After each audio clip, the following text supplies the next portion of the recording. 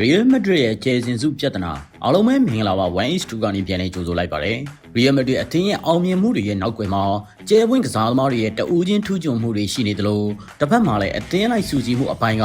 အမြဲတမ်းစိန်ခေါ်မှုတစ်ခုဖြစ်နေခဲ့ပါတယ်။မကြောက်သေးခင်ထွက်ရှိခဲ့တဲ့မှတ်တမ်းတင်ဗီဒီယိုတစ်ခုမှာကွင်းလယ်လူဟောင်း Toni Kroos က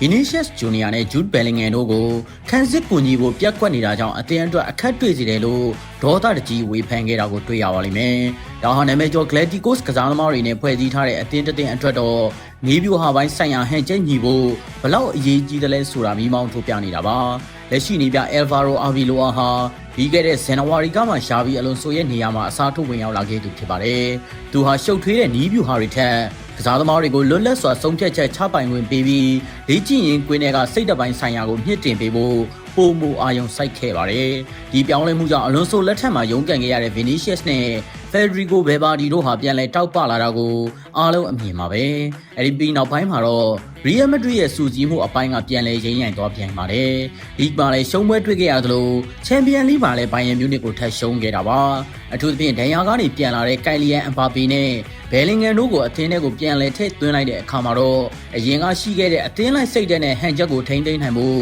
ရုန်းကန်ခဲ့ရတယ်လို့မြင်မိပါတယ်။အာဘီလိုအာအနေနဲ့အခုလိုနာမည်ကြီးကစားသမားတွေကိုအသင်းရဲ့စနစ်ထဲဘလို့အဝင်ခွင့်ကြဖြစ်အောင်ထည့်မလဲဆိုတာကတော့ဘိုင်ယန်နဲ့ကစားရမယ့်ဒုတိယအကျော့ချန်ပီယံလိပွဲစဉ်အတွက်အဓိကတော့ချက်ဖြစ်လာပါတယ်။အာဘီလိုအာအနေနဲ့ဒဏ်ရာပြဿနာတွေကြောင့်ကွင်းလယ်ကျဲပွဲတွေမပါဝင်နိုင်တဲ့အချိန်မှာ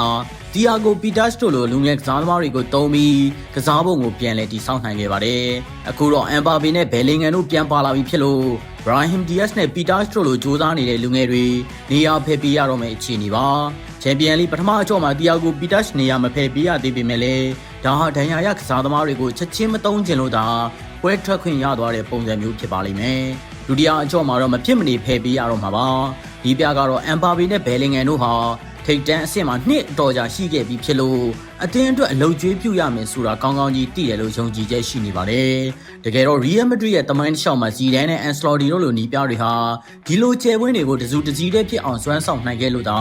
အောင်မြင်မှုတွေရခဲ့တာပါ။အခုအခါမှာတော့စပိန်လာလီဂါမှာဘာစီလိုနာအသင်းနဲ့9မှတ်အထိဖြတ်ထားပြီဖြစ်လို့ Real အတွက်ချန်ပီယံလိဂ်ကသာ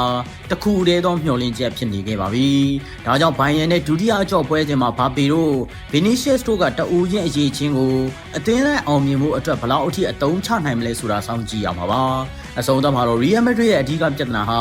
သူတို့ရဲ့ကျဲပွင့်ကစားသမားတွေမဟုတ်ပဲဒီကစားသမားတွေကိုအသင်းလိုက်စုစည်းမှုအောက်မှာဘလို့ထိန်းချောင်းမလဲဆိုတာပဲဖြစ်ပါတယ်။အာဘီလိုအနေနဲ့ဒီစိန်ခေါ်မှုကိုကြော်ဖြတ်နိုင်မှသာသူရဲ့နီးပြဘဝအောင်မြင်မှုမှတ်တမ်းကိုဆက်လက်ရေးထိုးနိုင်မှာပါ။ချန်ပီယံလိပွဲစဉ်တွေဟာအာဘီလိုအတွက်ရောရီးယယ်ရဲ့ကျဲပွဲတွေအတွက်ပါသူတို့ဟာတကယ်အသင်းလိုက်စိတ်သက်ရှိရလားဆိုတာကိုတက်တည်ပြရမယ်ဖြစ်လာတော့မှာပဲဖြစ်ပါတယ်။ဒီလိုအရသာရှိတဲ့သုံးသက်ချက်တွေကိုအမြဲတမ်းဆင်နိုင်ဖို့ 1-2 page ကို like and follow လုပ်ထားပေးဖို့ပြောကြရင်အဆုံးသတ်ပါရစေ။ကျေးဇူးတင်ပါတယ်။